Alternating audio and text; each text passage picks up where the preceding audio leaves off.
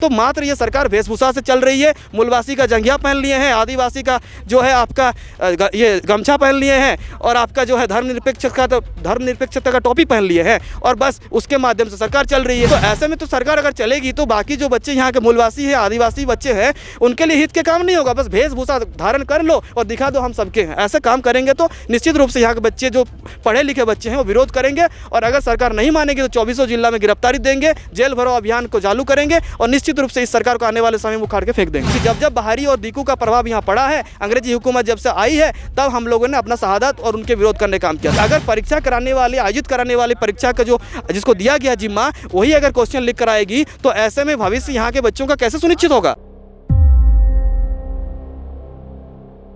नमस्कार, आप देख रहे हैं #भारत न्यूज़। मैं हूं आपके साथ कीर्ति सिंह। और झारखंड में लगातार झारखंड के तमाम युवा रोजगार को लेकर विरोध प्रदर्शन कर रहे हैं, धरना प्रदर्शन कर रहे हैं और कई नेता और मंत्रियों के आवाज़ के चक्कर भी काटे हैं, लेकिन अभी तक इन्हें किसी भी प्रकार की जो मांग है वो इनकी मांग पूरी नहीं हुई है। और एक बार फिर से JSSC की तरफ से एक कैलेंडर जारी की गई है, जिसे लेकर के आज आप देख सकते हैं कि एक बार फिर से तमाम जितने युवा हैं वो सभी एकजुट है और आज आए हैं। कुछ निर्णय इन्होंने लिया है, कुछ चीज़ों पर इन्होंने बात की है, बैठक रखी है। क्या कुछ निर्णय आपने लिया है? निश्चित रूप से देखिए, अभी जैसे हम लोगों का कि 3 दिवसीय जो कार्यक्रम चला, उसके माध्यम से हमारा जो हमारा मांगे थी वो सरकार तक पहुंचाना, प्लस जो बच्चे हैं जो प्रभावित हो रहे हैं। सरकार पहले बोल रही थी कि ये कुछ ही बच्चे हैं या राजनीति से प्रेरित बच्चे हैं, तो हम लोगों ने वही काम किया कि सरकार तक अपनी आवाज़ को बुलंद करने का काम किया कि हम लोग शुद्ध छात्र हैं, जो पढ़ने वाले छात्र हैं और किसी राजनीति से प्रेरित नहीं है, बल्कि हम लोग जो है चाहते हैं क्या होना चाहिए। और जो नीति सरकार ने बनाई है 60% यहाँ के बच्चों के लिए और 40% जो है ओपन फॉर ऑल, यानी झारखंड प्लस ऑल इंडिया, तो उस नीति का विरोध किया गया है। और आगामी जो रणनीति के बारे में आप पूछ रहे हैं, आगामी रणनीति पर हम लोग जो है, आज ही मुझे पता चला कि JSSC के माध्यम से 10 वैकेंसी जो है वो सरकार कैलेंडर जारी कर दी है। इसका मतलब सरकार हमारी बातों को सुनने नहीं जा रही है। तो ऐसे में हमारे पास फिर जो है विरोध लोकतांत्रिक तरीके से कैलेंडर में 10 वैकेंसी जारी किए गए हैं, तो आप लोग क्या चाहते हैं? क्या डिमांड था, क्या मांग थी आपकी? हमारी मुख्य 9 मांगे थी। पहला मांग ये था कि सरकार जो वैकेंसी यहाँ पर ला रही है उसमें एक पॉइंट लिख दिया गया है कि भारत के नागरिक इसमें आमंत्रण कर सकते हैं। तो ये भारत के नागरिकों वाला आमंत्रण हम लोग स्वीकार नहीं करने वाले हैं और हम लोग चाहते हैं कि सरकार इसमें, जैसे बिहार सरकार अभी शिक्षकों की बहाली करने जा रही है, उसमें साफ साफ लिख रही है कि बिहार राज्य के स्थानीय निवासी ही आवेदन करेंगे और वो परीक्षा वहाँ का BPSC के माध्यम से होने जा रही है। तो हम लोग का बोलना यही है कि जब बिहार कर सकता है, छत्तीसगढ़ में जब बहाली आ रही है तो छत्तीसगढ़ सरकार लिखती है दारोगा का बहाली में कि छत्तीसगढ़ के निवासी ही आवेदन करेंगे, उड़ीसा में लिखती है कि उड़िया भाषी आवेदन करेंगे, वेस्ट बंगाल में ऑप्शन नहीं रहता है, सिर्फ वेस्ट बंगाल में लिख देता है कि वेस्ट बंगाल का ही लड़का आवेदन करेंगे। तो फिर झारखंड खानाबदोश और चालाका क्यों बने? झारखंड ही आखिर क्यों चालाका बनने देंगे? आखिर क्यों बनने देंगे भाई हम लोग? तो हमारा एक ही मांग है कि यहाँ भी जो बावरी कमेटी का रिपोर्ट था और जो 1985 का कटअप बना करके सरकार ने जो है 2016 में एक नियम लाई थी और आने वाले 10 वर्षों के लिए टेम्प्रेरी प्रोविजन करते हुए जो है यहाँ के बच्चों के लिए 100% जो है आरक्षित करती है सीटों को, CGL का फॉर्म भरवाई थी और केवल यहीं के बच्चे भरे थे। तो हमारा मांग है, जो मुख्य मांग है, कि केवल और केवल तृतीय और चतुर्थ वर्ग की पदों पर यहाँ के बच्चों को ही केवल मौका मिलना चाहिए। इसके अलावा दूसरा मांग है कि सभी बहाली में जो JSSC के माध्यम से नियुक्ति होती है उसमें जो है सभी में झारखंड जो है भाषा ज्ञान, झारखंड ये क्षेत्रीय भाषा ज्ञान का परीक्षा कम से कम 120 नंबर का होना चाहिए। ये दूसरी मांग है। तीसरी मांग ये है कि हर प्रत्येक परीक्षा में झारखंड सामान्य ज्ञान अनिवार्य रूप से हो। मतलब आपको बताना चाहूँगा, लैब असिस्टेंट और जूनियर इंजीनियर और PGT की बहाली में बहुत सारे में ऐसा क्या होता है कि झारखंड सामान्य ज्ञान का किसी में नहीं है, किसी में क्षेत्रीय भाषा का नॉलेज टेस्ट नहीं होता है।